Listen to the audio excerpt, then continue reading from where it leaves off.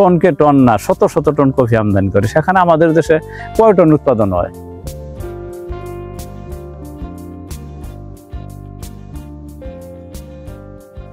আসসালামু আলাইকুম প্রিয় বন্ধুরা, দেশীয় প্রবাসী যে যেখান থেকে দেখছেন প্রত্যেককে শুভেচ্ছা জানাচ্ছি কৃষি জীবন থেকে। আশা করছি সবাই ভালো আছেন।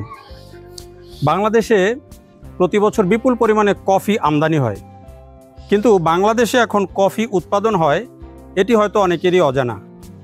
কিন্তু আমরা দেখছি যে এখানে এই টাঙ্গাইলের মধুপুরে সানোয়ার ভাই, তিনি গত কয়েক বছর থেকেই কফি উৎপাদন করছেন এবং তিনি একটি বাগান করেছেন, প্রায় 500 গাছের একটি বাগান করেছেন এবং সেই বাগানে প্রতি বছরই কিন্তু কফি উৎপাদন হচ্ছে, ফল হচ্ছে। এবং এই বছরও দেখেন তার বাগানে কিন্তু এই যে প্রত্যেকটা ডালে ডালে কি দারুণ ফল হয়েছে এবং দেখতেই ভালো লাগছে যে প্রত্যেকটা গাছেই কিন্তু তার মোটামুটি ভালো ফল হয়েছে।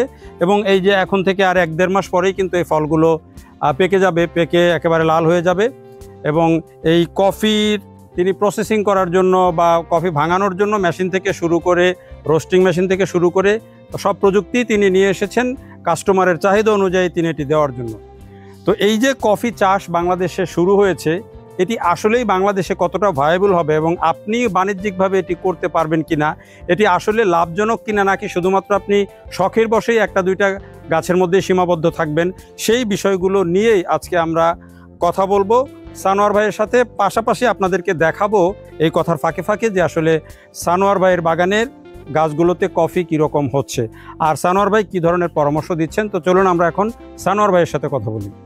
বাংলাদেশে বলা যায় যে কফি চাষের ক্ষেত্রে অন্যতম পথিকৃৎ এবং তিনি তার একটা কফি গাছের পাশে দাঁড়িয়ে আমাদের সাথে কথা বলছেন এবং এই গাছটাতে কি পরিমাণে কফি আছে নিশ্চয়ই আপনারা বুঝতে পারছেন। সানোয়ার ভাই, এই যে আপনার এই যে বাগানটা আমরা দেখছি, বাগানটার বয়স কত হলো? বাগানটার বয়স এখন প্রায় 8 বছরই।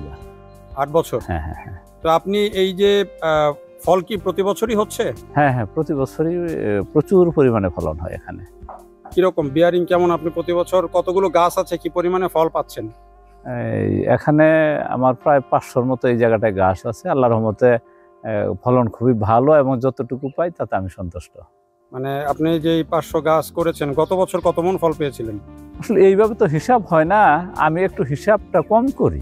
আচ্ছা। কারণ হিসাব করতে যে ঝামেলা হয়, তো অন্য আবার আরেক লেবারের দরকার হয়। এর কি কাজ আছে, আমার একদিক দিয়ে ফলন আসতেছে, আরেক দিক দিয়ে আমি বিক্রি করতেছি, এইভাবেই চলে আল্লাহর রহমতে।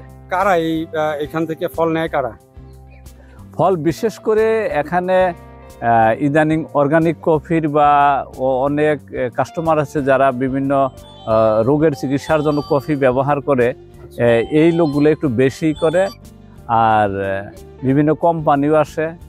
আর বিশেষ করে সারা দেশে আমার নিরাপদ আনারসের একটা আলাদা একটা ব্র্যান্ড আছে। আমার যে আনারসের যে কাস্টমারগুলো, এরাও কফি নেয়। মাঝে মাঝে আপনার ওই প্রাকৃতিক কৃষি নেয়, প্রযত্ন নামের আর একটা এই নিরাপদ দোকান আছে, ওরা নেয়। হাউজ অফ হারমোনি নেয়। বিভিন্ন ওই অর্গানিক যে দোকানগুলো, এরাও আমার কফিটা নেয়। আপনি এই যে কফি করলেন, কফি চাষ, আপনার কি মনে হয় যে বাংলাদেশে এখন বাণিজ্যিকভাবে কফি চাষ করা সম্ভব? চাইলে কেউ করতে পারে? আসলে বাংলাদেশের কৃষির যে সবচেয়ে যে সমস্যাটা, বাংলাদেশে সমস্ত ফসল ফলে, যে ফসল এদেশের এই মাটিটা এমন একটা উর্বর মাটি, একটা কৃষক এখানে যে কোনো ফসল ফলাইতে চাইলে সেই ফসলাই উৎপাদন করা সম্ভব। কিন্তু আমাদের সবচেয়ে বড় সমস্যা যেটা, আমরা কৃষকরা ফসল উৎপাদন করতে পারি, কিন্তু বিপণনে যে আমরা আপনার সুন্দর পরিবেশ না পাইয়া আমরা ক্ষতির সম্মুখীন হই। কফি আবাদ করা দেশে লাভজনক যদি আমরা বিপণনের জন্য ভালো এই টেকনিক্যাল সাপোর্ট পাই, তখনই কফি আবাদ করা লাভজনক হবে, নয় তো লাভজনক হবে না। টেকনিক্যাল সাপোর্ট বলতে কি ধরনের সাপোর্ট দরকার? টেকনিক্যাল সাপোর্ট বলতে দেখেন যে আমাদের দেশে কৃষক যারা, আমাদের দেশের কৃষি নিয়ে যত নীতি নির্ধারণ করা হয়, সেটা সেই 10 তলার বিল্ডিংয়ে এসি রুমে বসে এই ধরনের নীতিগুলো নির্ধারণ করা হয়। কিন্তু মাঠে আইসা বাস্তব কৃষকদের সাথে কথা খুব কম বলা হয়। আমার সমস্যাটা, আমি কৃষক, আমার কি সমস্যাটা, এটা আমার কাছে শুনতে হবে। আমাদের দেশে কৃষিটা হলো বৈচিত্র্যময় একটা কৃষি। এখানে মিনিমাম 3টা ঋতু প্রবলভাবে আপনার হলো প্রকৃতির সাথে মিলেমিশে আছে। আপনার এখন অনেকেই আপনার বিভিন্ন শীত প্রধান কান্ট্রি যারা এই সমস্ত দেশে কৃষিকে অনুকরণ করে, কিন্তু আমাদের দেশে তো ওইটা না। মালয়েশিয়ার কৃষিকে অনেকেই কথা বলে, মালয়েশিয়া সবসময় গরমকাল, আমাদের দেশে সবসময় কিন্তু গরম না। আমাদের দেশ শীত গরম এটা মিশ্রণের একটা ফসল, এখানে সব ফসলই হয়। পৃথিবীর আর কোনো দেশে এত সুন্দর ফসল হয় না। আপনি বলতে চাইছেন যে আমাদের আবহাওয়ায় যেটা স্যুট করবে সেই অনুযায়ী ফসল করা উচিত। আমাদের আবহাওয়ায় যেটা স্যুট করবে শুধু না, আমাদের আবহাওয়ায় স্যুট করার মতো ফসল আমাদের দেশে আছে, কিন্তু এইটার আমরা যত্ন করি না। আমরা সবসময় বিদেশি ফসল ফলানোর জন্য আমরা চেষ্টা করি। যেমন ধরুন যে আমাদের যে পেয়ারাটা, আমাদের পেঁপে এবং পেয়ারা, পৃথিবীতে পেঁপে পেয়ারা আনারস এই 3টা ফলের সমান পুষ্টিমান পৃথিবীর অন্য কোনো ফলে নাই। এবং এই 3টা ফসল উৎপাদন করতে গেলে কোনো প্রকার সার, বিষ, কীটনাশকের প্রয়োজন হয় না, এমনিতে আবাদ করা যায়। এগুলা বাদ দিয়ে আমরা যে সমস্ত ফসলে কীটনাশক দিতে হয় ওই সমস্ত ফসলগুলোকে কৃষকদের উৎপাদন করার জন্য অনেকেই আপনার করে, ওই উৎসাহিত করে, যা এদেশে কৃষিকে তিলে তিলে তিলে তিলে ধ্বংস করার জন্য একটা পর্যায়ে আমি মনে করি। মানে এখন কৃষিতে যা চলছে আপনি মনে করছেন যে কৃষির এতে ক্ষতি হচ্ছে? হ্যাঁ, আমি যে কথাটা বলবো, কৃষিতে যেভাবে হচ্ছে, ধরেন যে কৃষিতে কোনো নিয়ন্ত্রণ নাই। বিশেষ করে কৃষির ক্ষতির সবচেয়ে যে জিনিসটা হলো কীটনাশক। এখানে কেউ কোনো নিয়ন্ত্রণ নাই। কফির চাষ করেছেন, এখানে কতগুলো জাত আছে, আর যদি বাংলাদেশে কেউ কফি চাষ করতে চায় আপনি তাদেরকে কি পরামর্শ দেন?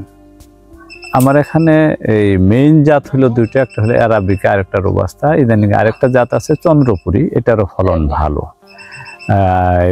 বাংলাদেশের যেই কফি চাষ করতে চায়, কফিটা হলো একটা পাহাড়ি ফসল, এখানে এটা ছায়ার প্রয়োজন। নামা এরিয়া, কিন্তু মানে যে সমস্ত এরিয়া বন্যা হয় বা পানি হয় এই সমস্ত জায়গায় আমার জানা মতে কফিটা তেমন একটা ভালো হবে না। যদি নতুন করে কেউ কফি চাষ করতে যায় তাদের উদ্দেশ্যে আমার একটা কথা থাকবে যে সমস্ত অব্যবহৃত পাহাড়ি জায়গাগুলো আছে ওই সমস্ত জায়গায় কফি চাষ করলে লাভবান হওয়া যাবে। এবং কফি চাষ করার আগে বা সাথেই এটার ছায়া দিতে হবে। কফি ছায়া পছন্দ করে, ছায়া হিসেবে আমরা যে গাছটা দিব ওই গাছটা থেকে যেন আমরা ফলন পাই। যেমন আমি পার্সোনালি ছায়া হিসাবে দিয়েছি আমলকি, হর্তুকি, বহেরা আর হইলো বেল, এই আর হইলো এই সাজিনা বা খঞ্জন যাকে বলে, এগুলা থেকে কিন্তু আমি ভালো একটা পাই, সাথী ফল হিসাবে ভালো একটা প্রফিট পাই আমি। সাথে কফি থেকে, কফিটা ছায়া হোক, কফি থেকে আমি একটু প্রফিট পাই। আর নতুন চাষি যারা, তাদেরকে একটা কথা বলবো, কফি হলো একটা ইন্ডাস্ট্রিয়াল পণ্য। এটা আবাদ করতে গেলে কিন্তু আগে বিপণনের জায়গাটা ঠিক করতে হবে। মানে আপনি কোথায় বেচবেন সেই জায়গা, শুধু কফি না, যে কোনো ফসল উৎপাদন করতে গেলে আপনার কেমনে বিক্রি করবেন এই জায়গাটা যদি কোনো কৃষকের টার্গেট না থাকে বা জানা না থাকে, তাহলে ওই কৃষক কখনো ফসল উৎপাদন করে লাভবান হতে পারবে না। আপনার এই যে কফি যেগুলো আপনার উৎপাদন হয় সেগুলো আপনি কোন প্রক্রিয়ায় বিক্রি করেন? এগুলো তো ভাঙানোর বিষয় আছে, সেই মেশিন কি আছে আপনার? হ্যাঁ, আমার কাছে কফি ভাঙানোর মেশিন, কফি রোস্টিং এর মেশিন, পালপিং মেশিন আমি পার্সোনালি সব কটা মেশিনে আমি ক্রয় করেছি। এবং আমি কাস্টমার যেভাবে চায়, আমি কফি নিয়ে অনেক স্টাডি করি। যারা কফি স্পেশালিস্ট যারা আছে তাদেরকে বিরক্ত করে অনেক কথা নেই, বা বাংলাদেশেও সরকারিভাবেও যারা কফি নিয়ে গবেষণা করে তাদের সাথে কথা বলি, তাদের কাছ থেকে সহযোগিতা আনি। সব সহযোগিতা এনে আমি আমার কফিটাকে নিজস্ব একটা ব্র্যান্ডিংয়ে বিক্রি করার জন্য আমি চেষ্টা করতেছি, এবং আমি বিক্রি করেও যাচ্ছি। এবং কফি বিক্রি করে মাশাআল্লাহ আমার যতটুকু চাহিদা আমি ততটুকু পাচ্ছি। এই যে আপনি বললেন যে আপনি বিভিন্ন স্পেশালিস্টের সাথে কথা বলেন, যোগাযোগ করেন, আপনি কি বাংলাদেশে কফির ভবিষ্যৎ দেখেন? কোনো কিছু আছে? হ্যাঁ, অবশ্যই আছে। কারণ হলো কফি ছাড়া তো চলবে না। যে কোনো ফসলের ভবিষ্যৎ নির্ভর করে আসলে ওইটা চাষের উপর। আমি যদি ভালো চাষ করতে পারি তাহলে ওইটার ভবিষ্যৎ থাকবে না কেন? সব কিছুর ভবিষ্যৎ আছে, সেটা ভবিষ্যৎটা নির্ভর করে চাষের উপর এবং তার বিক্রির উপর। চাষ করলে ভালো, বিক্রি করতে পারলো না, লাভ নাই। বিক্রি জানে ভালো কিন্তু চাষ করতে পারে না, ওটাও লাভ নাই। দুটোটা মিলা সুন্দর একটা থাকতে হবে, মানে চাহিদাও থাকতে হবে, আবার যোগানটাও। চাহিদা প্রচুর আছে, কফির চাহিদার শেষ নাই। বিদেশিরা সবসময় কফি আমদানি করে, বাংলাদেশে টনকে টন না শত শত টন কফি আমদানি করে, সেখানে আমাদের দেশে কয় টন উৎপাদন হয়? কৃষি বিভাগ থেকে বা সরকারের তরফ থেকে আপনারা কি ধরনের সহযোগিতা? সরকারি তরফ থেকে আমাদেরকে সব সময় ওনারা যতটুকু পারে আমাদেরকে অনেক সময় বিভিন্ন ধরনের চারা দিয়ে থাকে, ওনাদের সামর্থ্য অনুসারে টেকনিক্যাল সাপোর্ট যেটা এটা দেয়। তারপরে তো পৃথিবী হলো পরিবর্তনশীল দেশ, সময় এক এক সময় এক এক স্বাদ এক একজনে একেভাবে পছন্দ করে। কাস্টমারের রুচি অনুসারে আমাদের জিনিস উৎপাদন করতে হবে, কাস্টমার কি চায় এটা আমার বুঝতে হবে। এখন এই যে ধরেন আমরা যখন একটা ভিডিও দেই বা প্রচার হয়, তখন অনেক মানুষই ওই চারার জন্য চাহিদা দেয়। আপনি কি কফির চারা উৎপাদন করেন ব্যক্তিগতভাবে? এই যে একটা কথা বললাম চারার জন্য, এই ভিডিও দেখার পরে এই যে না এই আমি কফি আবাদ করব। কফি যেটা পাহাড়ি ফসল, অনেকে বলে যে আমার বাড়ি বরিশাল, কিছু আবার বরিশাল তাহলে কিছু মনে করবেন না, কারণ ওইটা হলে নামা এরিয়া, ওই নামা এরিয়া কয় ভাই আমার জায়গা তুষা জায়গা। আরে ভাই কফি হইলে একটা পাহাড়ি ফসল। এই ভিডিও যারা দেখতেছেন তাদেরকে আমি অনুরোধ করবো, বাণিজ্যিকভাবে যদি কেউ কফি চাষ করতে চান তাহলে পাহাড়ি এলাকায় যাদের বাড়ি তারা করবেন, আর নামা এরিয়ায় যাদের বাড়ি তারা শখের বশবর্তী দুইটা করতে পারেন, কিন্তু বাণিজ্যিকভাবে করাটা তাদের জন্য ঠিক হবে না, পাহাড়ি এলাকার মানুষ করবেন। অনেক ধন্যবাদ সানোয়ার ভাই, আপনি ভালো পরামর্শ দিয়েছেন, আপনাকে অনেক ধন্যবাদ। আচ্ছা, আপনাকেও ধন্যবাদ।